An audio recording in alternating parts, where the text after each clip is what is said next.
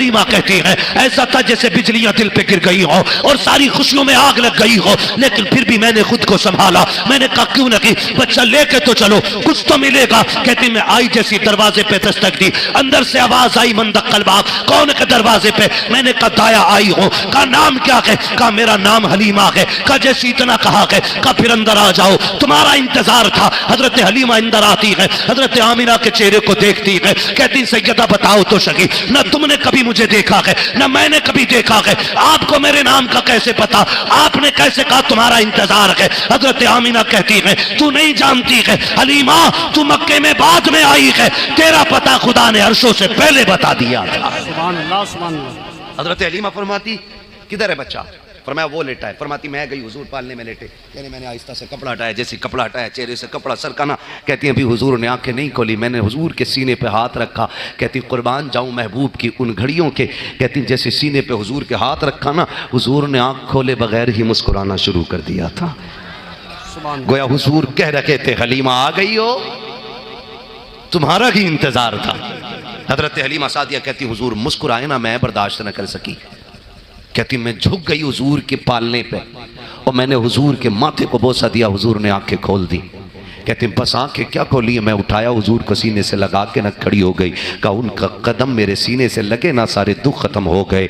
और कहती मैं हुजूर को सीने से लगाए खड़ी रही। हलीमा तेरे मुकद्दर पे कुर्बान जाए, उनके शहर की एक झलक जिसे मिल जाए वो मुकद्दर का धनी होता है। तुमने तो नबी को झोली में लेके लोरियां दी हैं, तुमने हुजूर को गोदी में खिलाया है। हलीमा तुम्हारे मुकद्दर पे कुर्बान गोद में लेके बैठी है। हजरत आमिना कह रही है हलीमा ये मेरा बच्चा है, पता है अल्लाह ने बड़ी अजमतों का मालिक बनाया है। हलीमा जब ये पैदा हुआ ना तो आसमानों से आवाजें आ रही थी, कोई कह रहा था इसको कायनात की सैर करा दो, कोई कह रहा था इसको समंदरों की सैर कराओ, किसी ने कहा इसको खुश्क-ओ-तर की सैर कराओ। कहती मैं हलीमा जानती मेरा लाल इतनी अजमतों वाला है कि ये मेरी गोद से गायब हुआ, बादल लेके चले गए थे, आया तो पानी टपक रहा था, कोई कह रहा था हम इसे समंदरों में घुमा के लाए हैं, हमने समंदर की सारी मखलूक को बता दिया है कि आज जमीन के रब का महबूब जलवागर हो गया है, का इतना अजमतों वाला मेरा बच्चा है। कहती हलीमा तुम इसे लेकर के जाओगी? कहा हाँ। का लेकिन याद रखना यतीम है, सर पे बाप का साया नहीं है, कोई बड़ी इनाम की हमसे तवक्को ना करना, फिर भी जो हो सकेगा किया जाएगा। हजरत हलीमा सादिया कहती है जब इतनी बात सैयदा आमिना ने कही है, मैंने कदम पकड़े आमिना के, मैंने कहा था आमिना अब लेने देने की बात ना करो, अब उजरत की बात ना करो, ये बताओ ये शहजादा देना है कि नहीं देना है? कहा अगर ना दूं तो क्या? कहा अगर ना दो तो मुझे इसके कदमों में रखने की इजाजत दे दो, इसलिए कि हलीमा इस लाल के बगैर जिंदा नहीं रह सकती है। क्यों नहीं रह सकती है? कहा जब सही से देखा है बस इसी की हो गई हूं, और क्यों ना हो जाए। मेरे नबी की शान ये है कि जुल्फ देखी है, कि नजरों ने घटा देखी है, लुट गया जिसने मोहम्मद की अदा देखी है। नारे तकबीर, नारे रिसालत, मसलके आला हजरत। खुदा आपको सलामत रखे। हजरत हलीमा कहती मैंने लिया, मैं तेजी से बता रहा हूँ, बात तो तफसील से बड़ी लंबी हो जाएगी। कहती मैंने गोद में लिया और लेकर के चलने लगी। हजरत हलीमा सादिया को सैयदा आमिना आवाज दे के कहती हम हलीमा एक बार लाना, मेरा तो सिर्फ एक ही सहारा है, इसके अलावा मुझ पर कोई है भी नहीं, कुछ नहीं है, पर मैं एक बार मेरी गोद में दे दे। कहा मैंने आमिना को इस दर्द से रोते देखा कि मुझे पता लगा कि आमिना मोहम्मद से कितना प्यार करती है। मैं हुजूर को लेके चली, बात करूं तो बस इतना बता दूं लोगों, माँ के आंसुओं की कदर करना, माँ के लहजों की कदर करना, माँ की इज़्ज़त करना, इसलिए कि माँ सिर्फ परवरिश का ज़रिया नहीं होती है, माँ जन्नत में जाने का टिकट होती है, माँ बख्शिश की ज़मानत होती है, माँ पुलसिरात की राहत होती है, माँ कब्र की रोशनी होती है। इसकी इज़्ज़त करना, इसका एहतराम करना। हज़रत हलीमा कहती मैंने हुजूर को लिया और लेकर के मैं जब चली, हज़रत हलीमा कहती नबी की अम्मी दरवाजे तक छोड़ने के लिए आई, का भीगी पलकों के साए में उन्होंने लाड लेकर रुखसत किया। मैं लेके चली, मैं लेकर के जैसी सवारी के पास आई, सवारी हमने हरम शरीफ के बाहर बांधी थी। कहती मैं आई और मैं जब सवारी पे बैठी ना तो मेरे शोहर आगे बैठे, मैं हुजूर को लेके पीछे बैठ गई। कहते सवारी उठ ही नहीं रही, तो आपके जो शोहर थे उन्होंने मारना शुरू किया। तो हज़रत अब्दुल मुत्तलिब आ गए, कहा ये क्या कर रहे हो? कहा हुजूर ये मेरी सवारी है, बड़ी कमज़ोर है, ये उठ नहीं रही है और हर जगह ऐसे ही करती है। आप फरमाते हैं ना इसे ना मारो। उस जैसी आपने फरमाया वो कहने लगे हुजूर मेरी सवारी है, मुझे पता ये कैसे उठेगी। मुस्कुरा के कहते हैं सवारी तेरी है, तू जानता है, लेकिन जो गोद में है ना ये पोता मेरा है, इसे मैं जानता हूँ। कहा फिर कहा अगर तुम्हें जाना है ना तो ऐसा करो तुम पीछे बैठो, हलीमा को आगे बैठाओ। कहते हैं ये कैसे? कहा हाँ कि जब तक मेरा पोता आगे नहीं बैठेगा ना ये सवारी चलने वाली नहीं है। हज़रत हलीमा सादिया कहती मैं आगे बैठी हुजूर को लेके ना, तो कहती सवारी ऐसे उठ के खड़ी हो गई जैसे उसे कुछ हुआ ही नहीं था। उठ के खड़ी हो गई जैसे उसे कुछ हुआ ही नहीं था। कहती मैं बिठा के ना जब चली तो कहती हुजूर ने ना इस तरह से रस्सी पकड़ ली। कहती जब हुजूर ने रस्सी पकड़ी ना सवारी की, कहती मैंने इसलिए छुटाई ताकि हुजूर के हाथ में कहीं उस रस्सी से कांटे ना लग जाएं।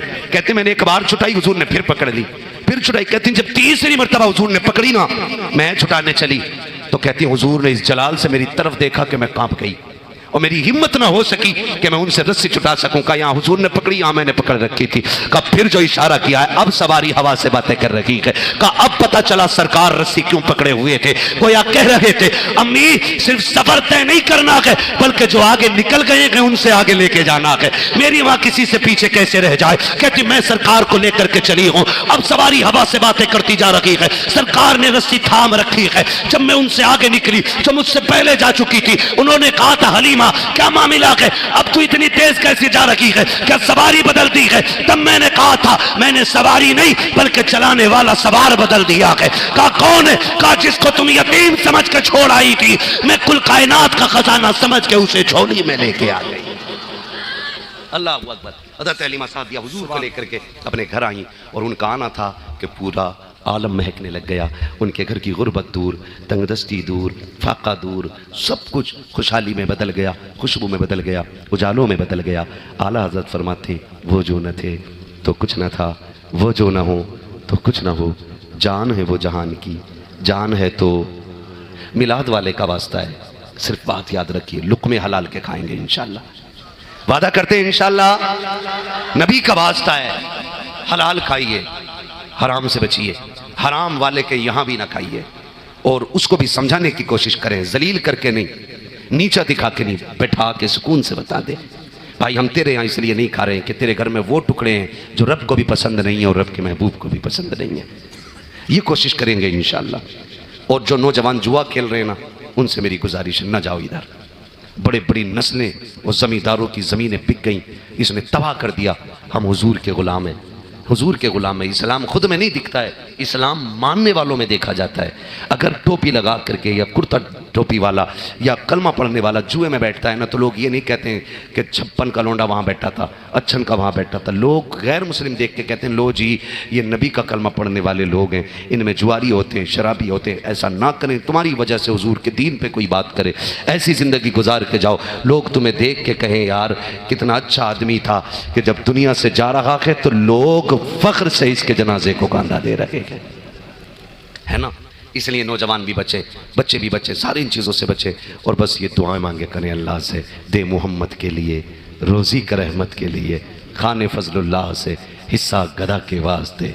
हाँ ये दुआएं मांगा करें, बस अल्लाह से रिस्क हलाल की भीख मांगा करे, अल्लाह से रोज़ी की भीख मांगा करे। हुजूर आए कायनात मुस्कुराने लगी, हुजूर आए माओं को वक़ार मिला, बेटियों को एहतराम मिला, बाप को इज़्ज़त मिली, रिश्तों को कदर मिली, गरीब यतीम बेसहारा तमाम कमज़ोर लोगों को ताकत देने के लिए आमीना का लाल जलवागर हुआ है। हुजूर आए कायनात मुस्कुराने लगी। हम फिर वही कहेंगे वो जो न थे, आखिर में ज़ोर से वो जो न थे, वो जो न हो, जान है वो जहान की, जान है तो बस जो हुआ गलत उनको माफ़ फरमाए रब कायनात। ज़िंदगी ने दिया साथ, फिर होगी मुलाकात, चमन रहा फूल खिलेंगे, ज़िंदगी रही फिर मिलेंगे। सारे लोग कलमा शरीफ पढ़ लीजिए, ला इलाहा, और ज़ोर से ला इलाहा, और ज़ोर से ला इलाहा इल्लल्लाहु मुहम्मद रसूलुल्लाह अस्तगफिरुल्लाह रब्बी मिन कुल्लि ज़ंबि व अतूबु इलैहि व मा अलैना इल्लल बलाग। अस्सलामु अलैकुम व रहमतुल्लाहि व बरकातुहू। निहायत ही खुशी और इस मकाम तक पहुँचाया कि हमें और आपको अल्लाह और उसके रसूल की बातें करने का मौका मिल गया है। मौला करीम तमाम अरकान कमेटी, बानियान जलसा और हुजूर के उन तमाम आशिकों को जिन्होंने उलमाए अहले सुन्नत, ख़ास कर हुजूर मुफ्ती साहब क़िबला की सरपरस्ती में काम करने वाली कमेटी के अफराद के शाना बशाना खड़े होकर इनकी हौसला अफजाई की और इस तरह इस महफिल को सजाया और ये बताया कि हुजूर सिर्फ कमेटी वालों के नहीं, हुजूर तमाम ही आशिकों के दिल में रहा करते हैं। खुदा तमाम नौजवानों को सलामत रखे, इनकी उम्रों में बरकतें अता फरमाए। मैं देख रहा हूँ कुछ लोग कुर्सी पर हैं और कुछ लोग नीचे बैठे हैं, कोई फ़र्क नहीं पड़ता है, कुर्सी पे बैठो भले ज़मीन पे बैठो।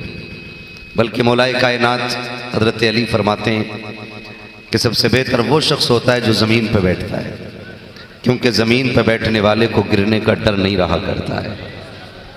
और जो लोग आगे बैठे हैं बड़ी खामोशी से बैठे हैं, आपसे मैं कहूँ कि आप हमारा साथ दें, और साथ देने का हक भी आप ही का ज़्यादा है, क्योंकि अल-अक़रबु फ़ल-अक़रब। आप उलमाए अहले सुन्नत के बहुत करीब बैठे हुए हैं, और महबूब अलैहिस्सलाम का फरमान है जो उलमाए रब्बानीयीन के दुनिया में करीब बैठेगा खुदा उसको आखिरत में मेरे करीब फरमा देगा। ऐसे अल्लाह वाले लोग जलवगर हैं हमारी महफिल में कि जिनके चेहरे को देखना भी इबादत, जिनके सामने बैठना भी इबादत, जिनसे मुसाफा करना भी इबादत है, जिनसे बातें करना भी इबादत है। तो आप इनके करीब बैठे हैं तो जाहिर है आप ही ज़्यादा हकदार हुए नेकियों के, तो आप ही ज़्यादा साथ दें मेरा, ताकि मुझे लगे कि आप सुनने सुनाने के मिजाज में बैठे हुए हैं।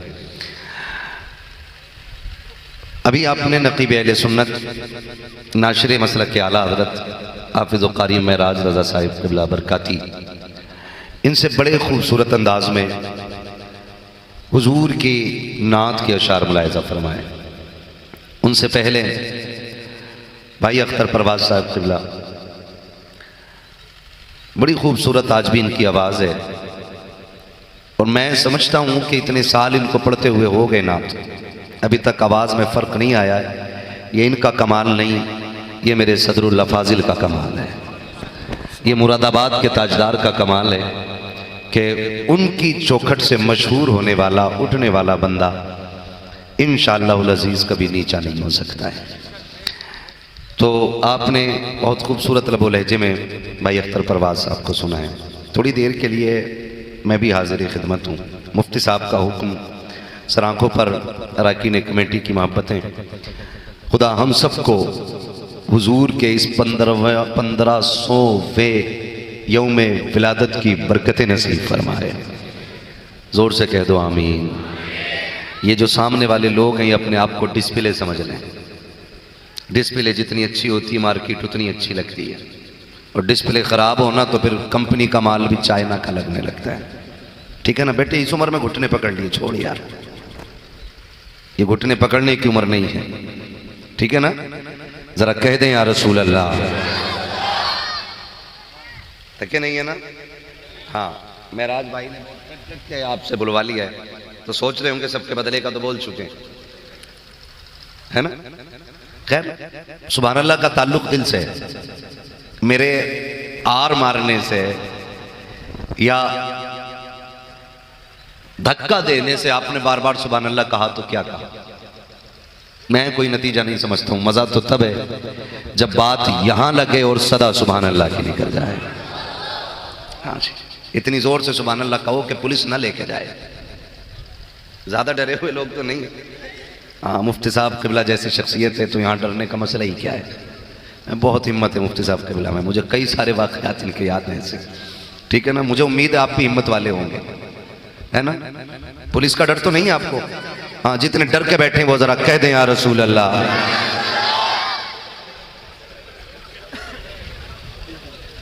नात खानी मौत भी हमसे छुड़ा सकती नहीं, कब्र में भी मुस्तफ़ा के गीत गाते जाएंगे, है ना? तो फिर कोई मसला नहीं। आपने अगर डर वालों ने भी बोला तो मैं कहता हूं अगर डर वाले इतनी जोर से बोलेंगे तो निडर कितनी जोर से बोलेंगे, है ना? जो अल्लाह के अलावा किसी से नहीं डरते, अब वो कह दें जरा या रसूल अल्लाह।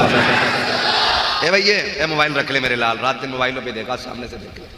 मुफ्ती साहब की मेहरबानी मानो कि मुलाकात हो गई है।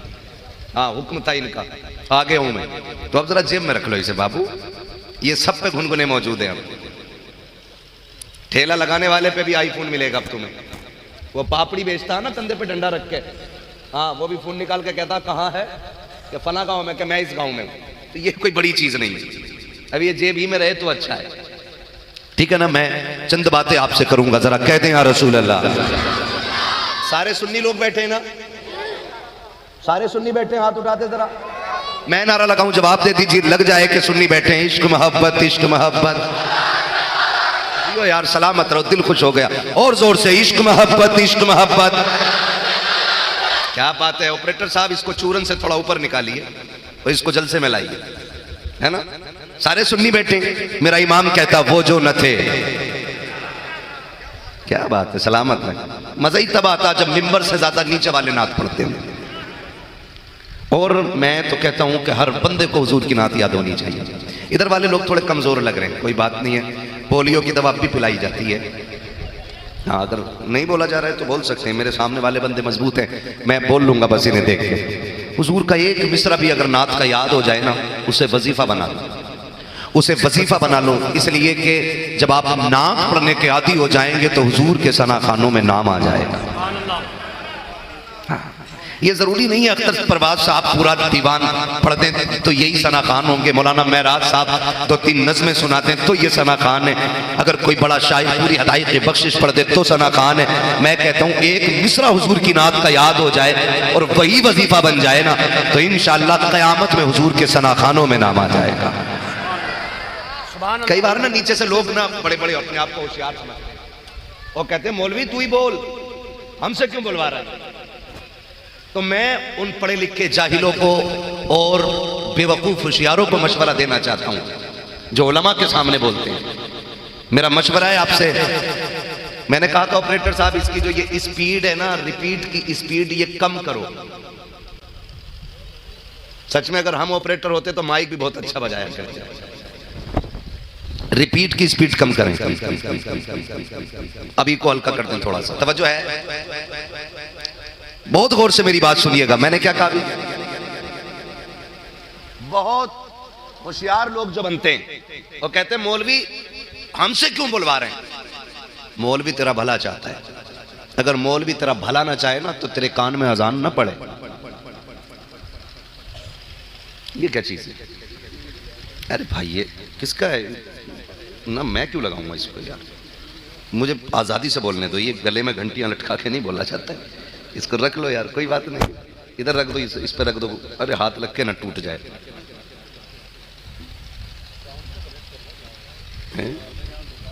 अरे ये टंटना मंटना आ गया, बस खैरियत है आप लोग। तो ये जो उलमा के बारे में बात करते हैं ना, मौलवी क्यों कहते हैं, तो मौलवी कौम का हमेशा भला चाहता है। बहुत गौर से मेरी बात सुनिएगा, मैं ना तो दब के बात करता हूं, ना डर के और ना चापलूसी में। मेरा अपना उसूल है कि मैं आईना हूं दिखाऊंगा दाग चेहरे के, जिसे खराब लगे सामने से हट जाए। ये नहीं कमेटी वालों ने पैसा दिया है तो मैं आप लोगों को फ्री में जन्नत बांट जाऊं। जन्नत मेरे बाप की नहीं, जन्नत रसूल पाक की है। और कोई इतनी सस्ती भी जन्नत ना समझे कि जहां पे कयामत में हाजी नमाजी खड़ा होगा वहीं पे जुआरी भी खड़ा होगा। ये बिल्कुल ना सोचना कि जहां पे रोजादार खड़े होंगे वहीं रमजान में खाने वालों को ठिकाना मिल जाएगा। ये बिल्कुल मत सोचना। कुरान ने साफ कह दिया है कि कयामत के दिन मुजरिमों को नेकों से अलग कर दिया जाएगा और नेकों को मुजरिमों से अलग किया जाएगा। ये खाम ख्याली में मत रहना। अगर कोई पीर 500 रुपए लेके फ्री जन्नत बांट रहा है तो उसका नंबर भी मुझे दो, एड्रेस भी दो, क्योंकि फ्री की जन्नत मुझे तुमसे पहले चाहिए। इसलिए जन्नत सस्ती, इसकी तैयारी करनी है। कह रहे मौलवी हमसे क्यों बुलवा रहा है, मौलवी इसलिए बुलवा रहा है ताकि आखिरत की मंजिलें आसान हो जाएं। आखिरत की मंजिलें, एक एक पत्ते पत्ते, जर्रे जर्रे, एक एक हर्फ का हिसाब कयामत में होना है। खड़े होते हैं ना सुबह चौक में, कहते हैं और सुना भाई रात जलसे में क्या रहा। अरे बोले छोड़ो मौलवियों की वही 1400 साल पुरानी बातें, ऐसे नहीं करना वैसे नहीं करना। किसे ना पता भैया करी कौन रहा, जब तू ही नहीं करेगा तो किसी को क्या कह रहा है। कह रहा कर ही कौन रहा है, मौलवियों की सुनी कौन रहा है, और खुद कह रहा है भाई इनकी कोई सुनता नहीं, जबकि खुद भी नहीं सुनता है। इस धोखे में ना आइए। जितना वक्त हुजूर की जिक्र की महफिल में गुजरे गुजार लो, इसलिए कि ये एक एक लम्हा कयामत में काम आने वाला है। और जब हिसाब लगेगा ना और पूछा जाएगा फला तारीख में कहा था, कहेगा फला तारीख में चौक में बैठा था, फला तारीख में कहा था का खेत में था, फला तारीख में कहा था कि यारों के साथ पार्टी में था, फला तारीख में कहा था कि फला दोस्त के साथ था। और फिर जब इस रात का तस्करा होगा, ये रात कहाँ गुजारी है, का उलमा की मौजूदगी में मदीने वाले जिक्र की महफिल सजी थी, नबी नबी जिक्र कर भी रखे थे, सुन भी रखे थे। हुक्म होगा हमने उसी रात के सदके में इसके सारे गुनाह बख्श दिए गए। उस वक्त एहसास होगा काश पूरी जिंदगी नबी के जिक्र की महफिल में गुजार दी हो। सुभान अल्लाह, सुभान अल्लाह। इसे से सही कर लो भाई, वरना मैं बिना माइक के बोलने लगूंगा। इसका को कम कर दो, इसको आवाज दे दो ताकि मेरी आवाज साफ समझ में आए। मैं धमक झनकार दिखाने नहीं, मैं अपनी बात कहने के लिए आया हूं। तो आपसे कहा जाता है, ये सुराइयों के बंद कर दे भाई आवाज, ये नीचे वाले खोल, सिस्टम पता नहीं, तवज्जो है सारे लोगों की, बहुत गौर से मेरी बात सुनिएगा। जिक्र हुजूर का जो है ना, ये बरकतों का सबब होता है, बरकतों का। अपना वक्त ज्यादा से ज्यादा हुजूर के जिक्र में गुजारें। मैं मुबारकबाद पेश करता हूं इस मोहब्बत के साथ ना, आपने हुजूर के जिक्र की महफिल सजाई है, और ये मुकद्दर है हम सुन्नियों का। और सुन्नी वो भी अपने आप को सुन्नी कहते हैं, हाँ, जिन्हें हम वहाबी कहते हैं, वो भी अपने आप को सुन्नी कहते हैं। अल्लाह का शुक्र है, हमारी सुन्नियत की पहचान बरेली के इमाम अहमद रजा खान है। सुभान अल्लाह। आदमी तारुफ कराता कौन से सुन्नी है, तो साफ कह देते हैं सुन्नी बरेली वाले। क्या मतलब, यानी जो नजरिया इमाम अहमद रजा खान का है ना, वो नजरिया चांदपुर के सुन्नी मुसलमान का है। यही तो बताना होता है ना, वही नजरिया है। उनका नजरिया क्या है? कहा उनका नजरिया ये है, वो जो न थे, सुभान अल्लाह, बोलो यार, वो जो न थे, सुभान अल्लाह, वो जो न हो, जान है वो जहान की। क्या बात है, क्यों बुलाया अख्तर भाई को? हमें सब तो याद है आपको। हाँ जी, जान है तो, जान है तो सुबह तैबा में हुई बट्टा के बाड़ा नूर का, सदका लेने नूर का आया के तारा नूर का, तेरी नस्ल पाक में है बच्चा बच्चा नूर का, तू है ऐने नूर तेरा। ये पीछे वाले भी अगर बोल दें अल्लाह की कसम, कुर्सी की कोई गारंटी नहीं है। कुर्सी हासिल करने के लिए वोट चोरी भी होते हैं, बेईमानी भी होती है, एक आईडी पे 36 नाम भी चढ़ जाते हैं। जितनी बड़ी पोस्ट पे उतना बड़ा बेईमान है ना। हाँ, खुदा सलामत रखे। तो इस कुर्सी पे भरोसा ना रखिए, इसकी कितनी टांगे, कितनी, अभी सारे नहीं बोल रहे हैं, अरे आप पे तो है ही नहीं कुर्सी, पीछे वालों को बोलने दो। कितनी टांगे कुर्सी की? अगर एक भी टूट गई ना तो किधर किधर, नीचे। तो इस कुर्सी का भरोसा नहीं, बेईमानी से मिली वो भी 5 साल के लिए, और ये भी हो सकता है एक आध बीच में टूट जाए टांग। तो 5 साल से पहले, हाँ जी, पीछे वाले समझदार हैं, आप पीछे चले जाओ ताकि वो आगे आ जाए, हाँ, ताकि माहौल अच्छा रहे, ठीक है ना। हाँ, अगर आप आगे बैठे तो फिर बोलें। अगर एक टूट गई तो, एक टूट गई तो हम वो कुर्सी लेके नहीं बैठे जो टूट जाए और गिर जाए। हम प्लास्टिक की कुर्सी वाले नहीं, हम तो आयतुल कुर्सी वाले लोग हैं। हाँ जी, तो फिर अगर बचानी है कुर्सी तो सारे बोले सुभान अल्लाह। हाँ, कब्रिस्तान किधर है? बिल्कुल बराबर, यही असली घर। क्या फासला हजरत, एक जकंद मारेगा उधर ही गिरेगा। दीवारें भी इतनी ऊंची ना जो खुद ही ना जामे। किधर है कब्रिस्तान? करवट में ही है ना। आना किधर है?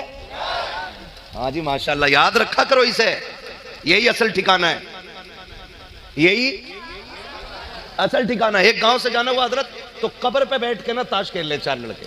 वो कब्र पक्की बना लेते हैं ना, ईंटें लगा के बाकायदा पक्का चबूतरा लगा रखा था, उस पर ताश चल रहे। नाम नहीं बताऊंगा, लोग नाराज हो जाते, हमारे गांव की बदनामी कर दी।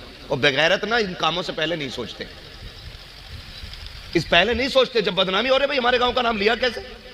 तो मैंने उस गांव के इमाम से कहा, मैंने कि भाई अपने लोगों को समझाते क्यों नहीं हो? तो उसने कहा हजरत मैंने कई बार समझाया, लेकिन लोग ये कहते हैं हमारे अब्बा की कब्र है, तुम्हें इससे क्या मतलब है?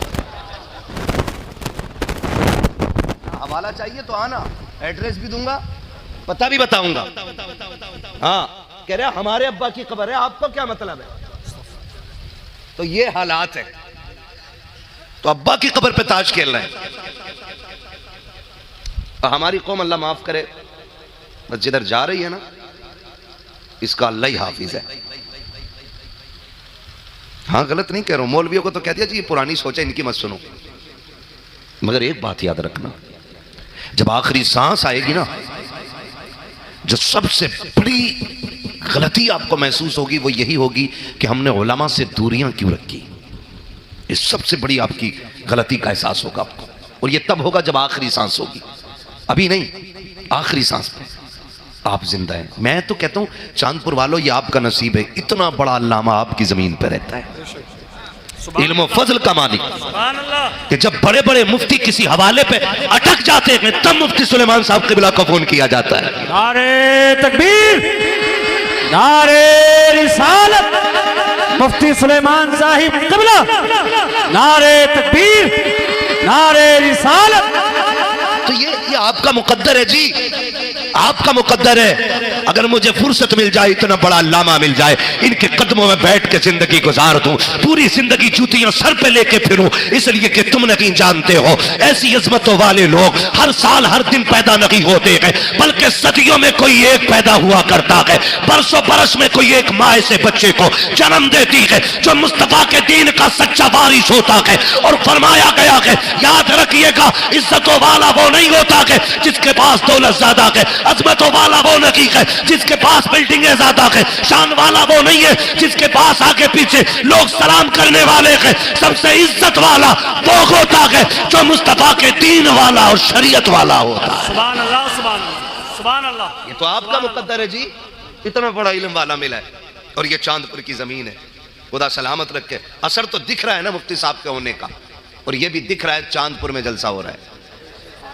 हाँ, ये हजारों हजार लोगों की मौजूदगी बता रही है कि जब इल्म वालों की बस्ती में हुजूर की बातें होती हैं ना, तो फिर महफिलें ऐसी ही सजा करती हैं, सुभान अल्लाह, सुभान अल्लाह, ऐसी ही सजा करती हैं। तेरी नस्ल पाक में है, और जोर से, तेरी नस्ल पाक में है।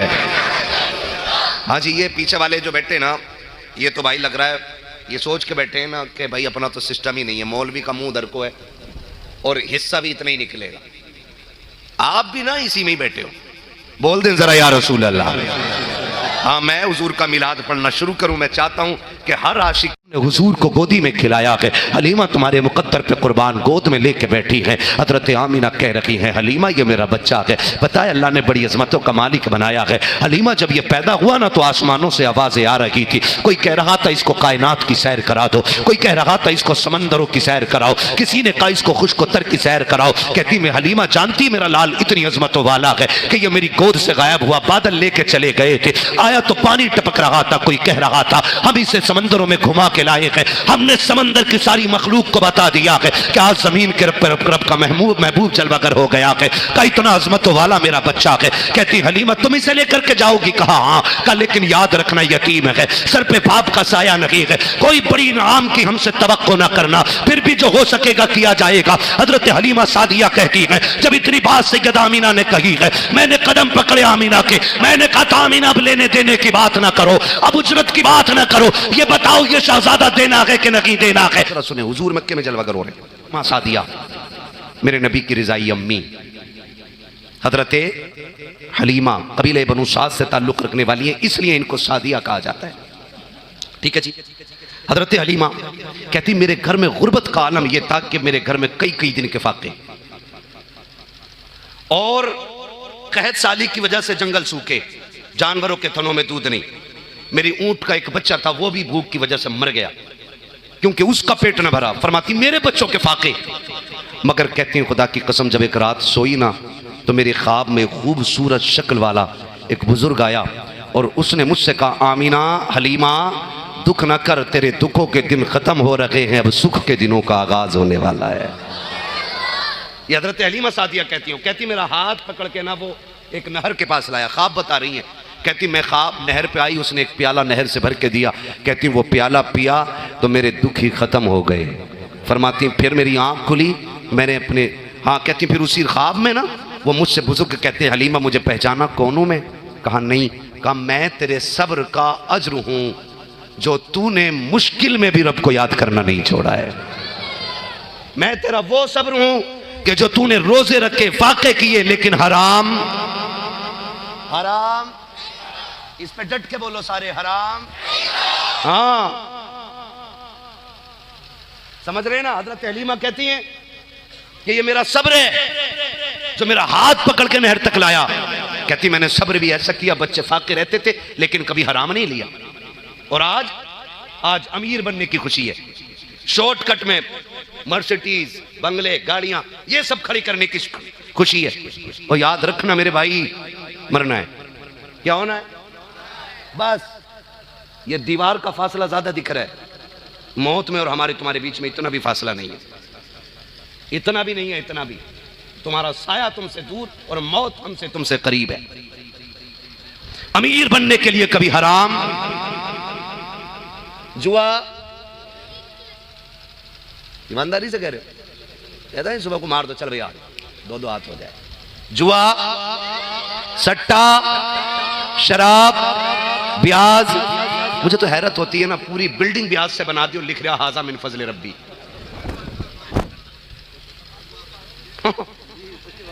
हजरत गेट पे लिख रहा हाजा मिन फजल रब्बी, पूरी बिल्डिंग हराम के पैसे से बनी है। किसे धोखा दे रहा है, किसे दे रहा है धोखा भाई? उसे देना चाहता है जो तेरी रगे जहां से भी ज्यादा करीब है। उसके लिए तू क्या समझ के तूने इसमें हराम की बिल्डिंग पे अल्लाह का नाम लिख के लगा दिया? क्या शराब पे जमजम लिखने से वो जमजम बन जाएगी? शराब शराब शराब ही रहेगी, चाहे उस पे जमजम लिखो या कौसर लिखो। हराम की बिल्डिंग हराम की रहेगी, चाहे उस पे पूरा कुरान लिख दो। ये याद रखिएगा, हराम की दौलत हराम की रहती है, हराम की है। और अल्लाह माफ करे भाई, हुकूक तो ऐसे पामाल किए जाते हैं जैसे कोई चीज ही नहीं। डरो अल्लाह से। ब्याज, ब्याज का 1 रुपया खाना ऐसा है जैसे अपनी मां से 70 मरतबा जिना करना। अपनी मां से 70 मरतबा जिना करना, 1 रुपया ब्याज का खाना। और जिसके घर में एक नहीं, रोजाना 500 रुपए की बोटी बन रही हो ब्याज की, 80 रुपए की रोटी बन रही हो ब्याज की, कितनी बार जिना का पाप उस पर लगता होगा। और याद रखिएगा, हराम के पैसे से पलने वाली नस्लें वो कभी तुम्हारी इज्जत नहीं करेंगी। जब रगों में हराम दौड़ता है ना, तो औलाद फिर शैतान का बच्चा बन जाती है, और फिर वो बाप का गिरबान पकड़ कर रोड पे खींच के लाती है। अगर चाहते हो औलाद गर्दन झुका के खड़ी रहे ना, तो अपने बच्चों को हलाल के टुकड़े खिलाइए, हराम के नहीं। कैसे टुकड़े खिलाएंगे? पीछे वाले कैसे टुकड़े? मुझे बताओ, रज़्ज़ाक़ कौन है? पता है मुझे, लेकिन मैं तुमसे सीख नहीं रहा हूं, तुमसे पूछ रहा हूं। रज़्ज़ाक़ कौन है? सारे बोलो। पता नहीं कब से अपने रब को आवाज नहीं दी हो, आज इस महफिल के बहाने रब का नाम ले लो। और खुदा करे इतने अच्छे लोगों की बारगाह में बैठ करके हाजिरी लग जाए, अल्लाह कबूल फरमा ले। रज़्ज़ाक़ कौन? जितने चोर सिफातें वो नहीं बोल रहे होंगे, वो बोले जिनका अकीदा पक्का है। रज़्ज़ाक़ कौन? जी अब आया, ये कमेटी वाले बोल रहे हैं इधर से। रज़्ज़ाक़ कौन? खालिक कौन? मालिक कौन? मालिक कौन? खालिक कौन? रज़्ज़ाक़ कौन? अल्लाह है ना। जब अल्लाह रज़्ज़ाक़ है, तू ब्याज क्यों ले रहा है? और जब अल्लाह रज़्ज़ाक़ है तो दुकान पे झूठ बोल के क्यों बेच रहा है? जब अल्लाह रज़्ज़ाक़ है तो 1 किलो में 900 ग्राम क्यों तोल रहा है? जब अल्लाह रज़्ज़ाक़ है तो दूध में पानी क्यों मिला रहा है? जब अल्लाह रज़्ज़ाक़ है तो घटिया को लाइटें लगा के बढ़िया बना के क्यों बेच रहा है? यही मौलवी अगर कहें क्यों कर रहे हो, तो कह रहे मौलवी तुझे क्या पता दुकानदारी के उसूल होते हैं। मैंने कहा घटिया आदमी, 2 कौड़ी के इंसान, सरासर सर से लेके पैर तक गलाजत, एक गंदे पानी से पैदा होने वाले इंसान, तू कह रहा है कि अपनी दुकानदारी के भी एक उसूल होते? बता, अगर दुकानदारी के उसूल हैं तो क्या खुदा के दीन के उसूल नहीं होंगे? खुदा का दीन इतना लावारिस है कि वो बगैर उसूल के चल रहा है। तुमने ला इलाहा इल्लल्लाह कह दिया और जिम्मेदारियां खत्म। सुन, शहादत गए उल्फत में कदम रखना के मौत लोग आसान समझते हैं, मुसलमान होना। जरा सा किसी को ड्रामों में, तमाशों में, फिल्मों में, कहानियों में किसी को मर्सिडीज फॉर्च्यूनर में देख लिया तो वही एक्टिंग लिए घूम रहा है कि ये मेरे पास भी होनी चाहिए। ओह, जो टीवी में देखा वो झूठ है, जो मसहरी मस्जिद में रखी है वो सच्ची होती है। फॉर्चूनर खाली लौट जाती है, मसैरी जिसके दरवाजे पे आ जाए खाली नहीं जाती है, वो किसी ना किसी को लेके जाती है, वो खाली नहीं लौटती। तुम्हें बता देती नहीं है कि एक दिन तुझे इस पे लेटना है? कह रहा मौलवी दुकानदारी के अपने उसूल होते हैं। मैं कहता हूं खुदा के बंदे अकीदा अपना मजबूत रखो, अल्लाह से रिश्ते मजबूत करो। जब रिस्क अल्लाह देता है ना, खुदा की कसम, फिर बंदा किसी का मोहताज नहीं रहता। माफ कीजिएगा, हराम खोरी पे और हराम का खाने पे इतनी नीयतें खराब हैं। इलेक्शन आया नहीं और लोग कुर्सियां लगा लेते हैं बैठक पे प्रधान की, सिर्फ इसलिए कि 2-3 कप चाय मिल जाए और थोड़ी देर गप्पे शप्पे मार के ना 3 कप चाय पी के अच्छा जी चल रहे हैं जी, चल रहे हैं जी, सुबह से शाम तक चुगलखोरी कर रहा बैठ करके, और शाम को 1 कप चाय मिल गई। मुझे बता तो सही, 1 कप चाय के लिए तूने 12 घंटे बर्बाद किए हैं। अगर इसी 12 घंटे के अंदर अपने लहू में खुददारी पैदा करके तू किसी की एक चाय के लिए कुत्ता बन के ना बैठता और बल्कि अपने बच्चों के लिए हलाल कमाने निकलता, एक एक कतरे के बदले में पसीने के अल्लाह तुझे नेकियां भी अता करता, तेरी औलाद के लिए हलाल लुकमों का भी इंतजाम करता। खुदा की कसम, जब बाप की कमाई के लुकमे हलाल होते हैं तो भी बेटे गुलाम अहमद मुख्तार बना करते हैं।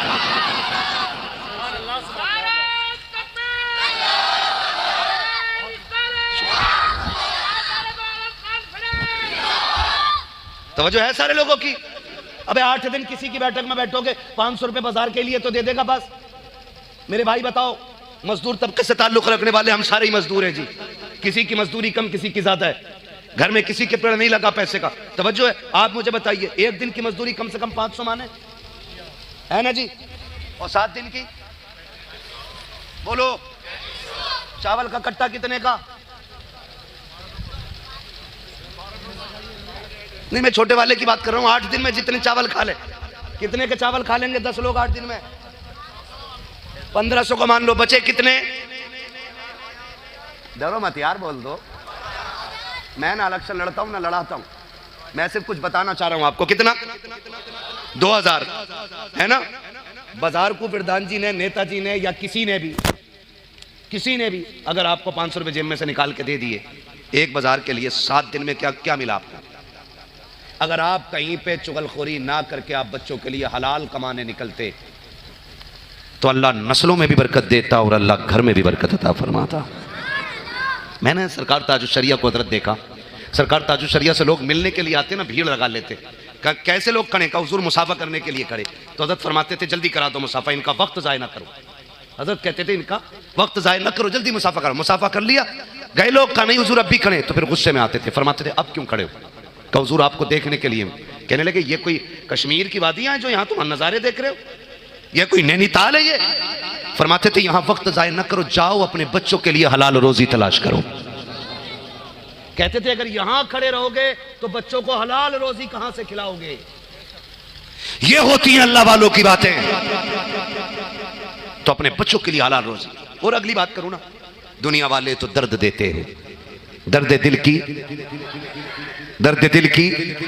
दवा मतीन है। दुनिया वाले अगर दे दे, मैं आपके दरवाजे पे आया, मैं आके कहता हूं भाई जरा मुझे 5000 दे दो, बच्चों की दवा लेनी है, आप एक बार दे देंगे, 6 महीने बाद फिर आ गया, मैंने कहा दवा लेनी है, आपने फिर 3 कर दिए, फिर आ गया 6 महीने बाद आपने फिर 1 कर दिया, फिर आया ना, करे यार तूने तो पेशा ही बना लिया है, कहीं और चला जा।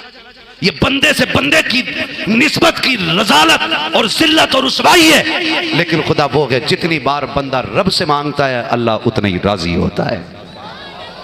रज़ाक कौन? याद रखे, रज़ाक कौन?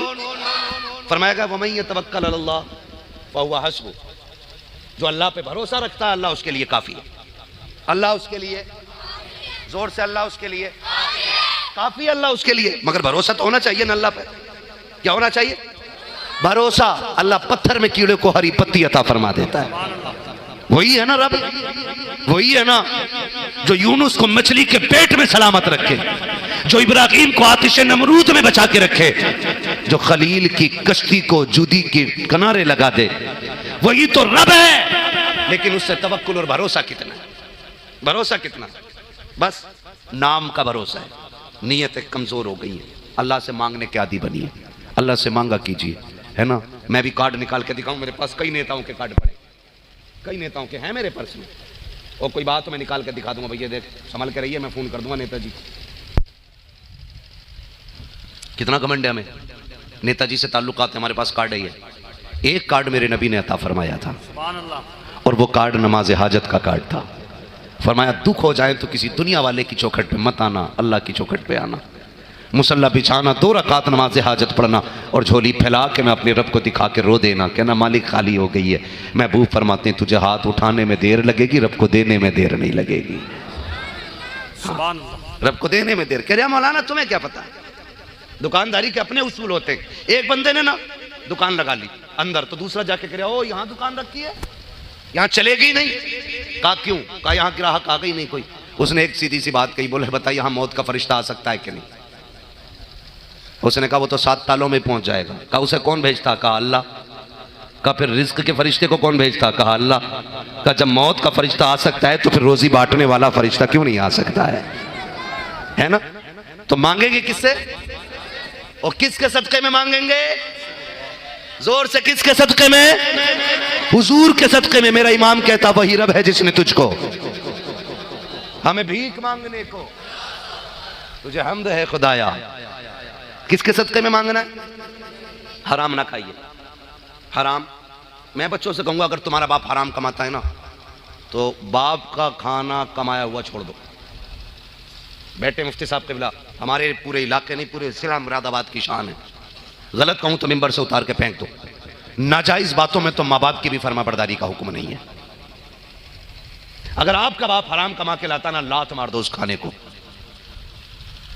भले मजदूरी करके रक्षा चला के खाओ, हलाल खाओ, और अपने बाप से कह दो कि ये न खिलाओ। और सबसे बड़ा नुकसान ये फरमाया गया जो जिस्म हराम खा के पलेगा अल्लाह उस जिस्म को जहन्नम का ईंधन बनाएगा।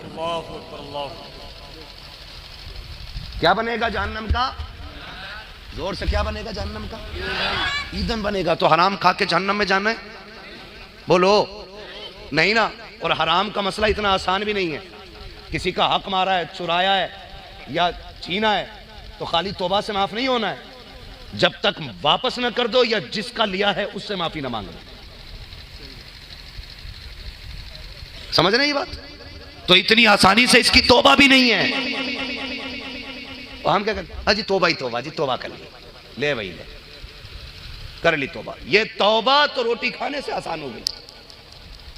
बड़े से बड़ा अरे भाई अल्लाह तौबा, भाई अल्लाह तौबा। तौबा ये नहीं है। तौबा के उसूल होते हैं, अपने तौबा के तरीके होते हैं। हुकूकुल इबाद की तौबा हो रहे, हुकूकुल्लाह की तौबा हो रहे, आम गुनाहों की तौबा हो रहे, गुनाह के कबाइर की तौबा हो रहे, सगाइर की तौबा हो रहे। ये उलमा से पूछिए तब पता चलेगा। सब धान सवा शेर एक जैसे नहीं होंगे। इसलिए मेरे भाई गुनाह करने से पहले भी हमें डरना चाहिए, हराम लेने से भी पहले हमें डरना चाहिए। लेंगे हराम, वादा करें ब्याज लेंगे, जोर से जुआ खेलेंगे, और जो ब्याज ले हराम का पैसा जिसके घर में हो उसका खाना भी हराम है। इमामों से भी गुजारिश है जिसके घर में हराम का उसके दावत ना खाएं, साफ बाइकाट करें, कुरान खानी ना करें उसके यहाँ, इसलिए कि शराब पे कभी खत्म शरीफ नहीं पढ़ा जाता है। हाँ, हराम के पैसे से हज करना तो हराम है, और जायज समझ के कर लिया तो कुफ्र तक और हो जाएगा। इतना सख्त हुक्म है हराम का। मैं नौजवानों से कहूंगा, अमीर बनना है ना, अमीर बनना। कितने लोग अमीर बनना चाहते हैं? हाथ उठा के बता।